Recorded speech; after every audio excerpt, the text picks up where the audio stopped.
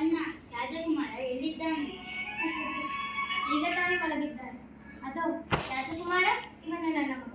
ನನಗೆ ಚಿಂತೆ ಆಗುತ್ತಿದೆ. ನನಗೂ ಚಿಂತೆಯಾಗುತ್ತಿದೆ. ರಾಣಿ ತೀರಿ ಹೋದ ನಂತರ ಯಾವುದೂ ಸರಿಯಾಗಿಲ್ಲ. ಇಲ್ಲಿ ಎಲ್ಲರೂ ಸ್ವಾರ್ಥಿಯಾಗುತ್ತಿದ್ದಾರೆ. ಯಾರು ಸಂತೋಷವಾಗುವಂತೆ ಕಾಣುತ್ತಿಲ್ಲ. ನಿನಗೊಂದು ವಿಷಯ ಗೊತ್ತೇ? ಬಂದು ಬಹಳ ಮಹತ್ವಾಕಾಂಕ್ಷಿಯಾಗಿ ಕಾಣುತ್ತಿದ್ದಾನೆ. ಎಲ್ಲ ಶ್ರೀಮಂತರು ಅವನನ್ನು ಇಷ್ಟಪಡಲೇಬೇಕು ಎನ್ನುವಷ್ಟು ಶಕ್ತಿಶಾಲಿಯಾಗಿದ್ದಾನೆ. ಆದರೆ ಅವನು ಅವರಿಗೆಲ್ಲ ಕೃತಜ್ಞನಲ್ಲವೇ? ಕೃತಜ್ಞನೇ? ಹಾವು ಎಂದಾದರೂ ಯಾರಿಗಾದರೂ ಕೃತಜ್ಞದಿಂದಿರಲು ಸಾಧ್ಯವೇ? ನಾವು ಅವನಿಂದ ಬಹಳ ಎಚ್ಚರದಿಂದಿರಬೇಕು. ನಿಮಗೆ ತಿಳಿದಿರುವ ಹಾಗೆ ಅವನು ನಮ್ಮ ರಾಜಕುಮಾರರ ಮಲ ಸಹೋದರನಾದರೂ ಅವನ ವಿಚಾರಗಳು ಸರಿಯಿಲ್ಲ.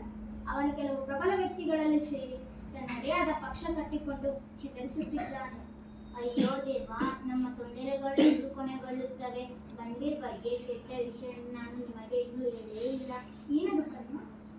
ಬಂದಿರ್ ರಾಜಕುಮಾರನಾಗಲು ಬಯಸುತ್ತಿದ್ದಾನೆ. ರಾಜಕುಮಾರನು ಕೊಲ್ಲಲು ಬಯಸುತ್ತಿದ್ದಾನೆ. ಓ, ಹೀಗೋ ವಿಷಯ. ನಾನು ರಾಜಕುಮಾರರನ್ನು ಉಳಿಸಲು ನಿರ್ಧರಿಸಿದ್ದೇನೆ. ರಾಜಕುಮಾರನ ತಾಯಿಗೆ ನಾನು ಅವನನ್ನು ನೋಡಿಕೊಳ್ಳುತ್ತೇನೆ ಎಂದು ಭಾಷೆ ಕೊಟ್ಟಿದ್ದೇನೆ. ಅವನಿಗೆ ಪ್ರಾಣ ಬೇಕಾದರೂ ಕೊಡುತ್ತೇನೆ. ಬನ್ನ ಜೀವಂತವಾಗಿರುವವರೆಗೂ ಬೇರ್ ರಾಜಕುಮಾರರನ್ನು ಕೊಲ್ಲಲು ಸಾಧ್ಯವೇ ಇಲ್ಲ. ದಿವಂಗತ ಯಜಮಾನರಿಗೆ ಕೊಟ್ಟ ಭಾಷೆ ನನ್ನ ಉಸಿರಿರುವವರೆಗೂ ಉಳಿಸಿಕೊಳ್ಳುತ್ತೇನೆ. ಯಾರಲ್ಲಿ ಹೊರಗಡೆ ಯಾರಿದ್ದಾರೆ ನೋಡಿ.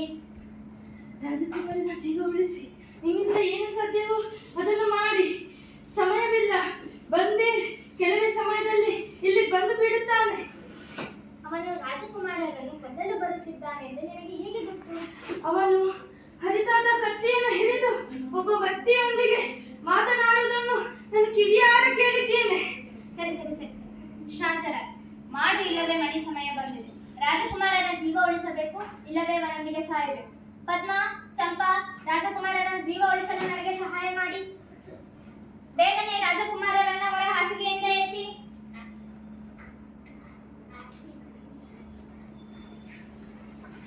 ಬಟ್ಟೆಯನ್ನು ಬದಲಾಯಿಸಿ ನನ್ನ ಮಗನ ಬಟ್ಟೆಯನ್ನು ಅವನಿಗೆ ಹಾಕಿ.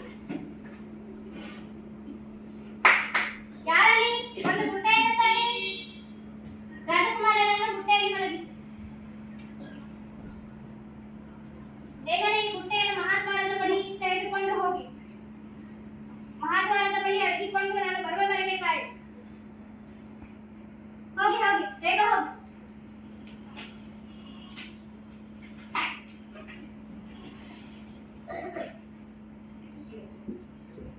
ರಾಜಕುಮಾರ ಎಲ್ಲಿದ್ದಾನೆ? ದಯವಿಟ್ಟು ಜೋರಾಗಿ ಮಾತನಾಡಬೇಡಿ, ಅವರು ಎದ್ದು ಬಿಡುತ್ತಾರೆ. ರಾಜಕುಮಾರ ಎಲ್ಲಿದ್ದಾನೆ?